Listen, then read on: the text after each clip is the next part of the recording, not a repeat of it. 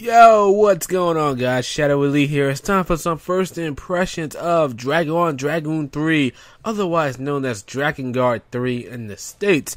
So, let's just get this started. First off with its story and its characters. The story is about these goddesses that have descended upon the lands, and they brought peace to an otherwise world that was full in ruin and war and whatnot and killing and blah blah blah. But there seems to be this one goddess that's being a total bitch about it, and that is the main character of Zero. She wants to kill the other goddesses, her sisters, and gain their power all for herself. Now, I'm sure there's a perfectly good explanation of why she wants to do this. Who knows if there is. If there isn't, well, that'd be pretty awesome too. But either way, Zero is a character that is pretty vulgar. And just, I can't even find another word for it. She's a total bitch. I mean, seriously, that's not a bad thing. That's not a bad thing in this case.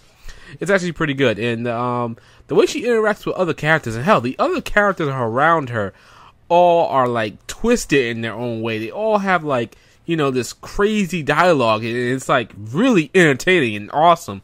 Some people might like be turned off by this kind of stuff, but me, I embrace it. I just love it. So, once things calm down, maybe you and me could have some fun. I mean, you are a lot more attractive than old blubberbags after all. If I feel like it. You hear that? Listen to them. Those poor fools are burning up. The smells, the screams. Man, I'm gonna sleep great tonight. You're pretty fucked up, aren't you? You really know how to compliment a fella. The voice acting so far is actually pretty good. I mean, I got no major complaints with it so far. Nobody's voice is, you know, whiny or annoying. The lip syncing is actually pretty damn awful. I mean, they didn't even try to fix it. They just slapped the English dub right on top of it. And it just doesn't move at all with their voices at all. But not that big of a complaint for me at all. I do find it funny that the Japanese voice track is DLC and it costs money, which is pretty damn just like Square Enix just nickel and diming us for everything that we're worth. So really just so far I'm really enjoying the story and the characters. Let's move on to the gameplay a little bit. The gameplay is kind of like a Dynasty Warriors type thing. You got a whole bunch of enemies coming towards you and you just tear them apart pretty much. And they just stand there, they just stand there and take it pretty much. Of course, you got some enemies that are rather harder than, you know, the usual just fodder that comes your way, but whatever. I mean, you have your light attacks, you have your strong attacks, you combine them together, you make combos, and it's pretty simple so far. I'm not too far into it yet to learn it if it gets any more complex than that. She also has this sort of burst mode in which she goes crazy and she goes Super Saiyan and she starts ripping everybody apart even more. And it's pretty cool. Anyway, let's talk about the things I don't like about the game.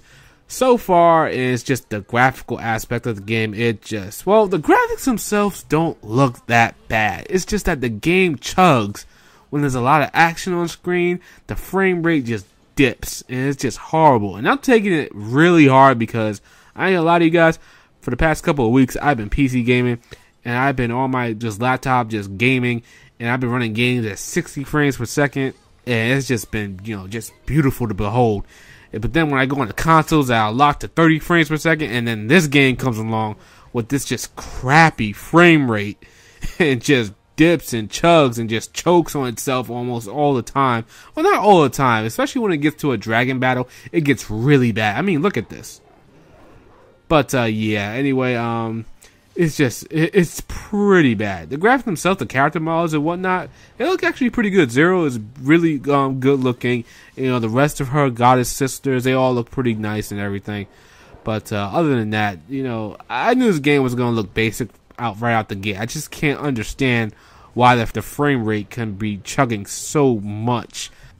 Other than that, though, I am really having fun with this game so far. I mean, you don't have to know anything about the previous Drakengard games to play it. I mean, I didn't play a single Drakengard game until this one, and nothing is referencing the other games or whatnot. I also like the little blood splatter effect they got going on screen, and Zero will be covered in blood the more enemies she defeats. It's pretty cool to see it. all things considered so far, I'm having a blast with Drakengard 3. Aside from its glaring graphical optimization, I guess you can say, graphic problem, it's pretty good, and I so far I would recommend it to just about anybody so far. Just about. So anyway, that's it. Those are my first impressions of Drakengard 3. Look forward to a review in about a week and a half. Shouldn't take me that long to beat this game. So yeah, that's pretty much it. And now I'll see you guys next time.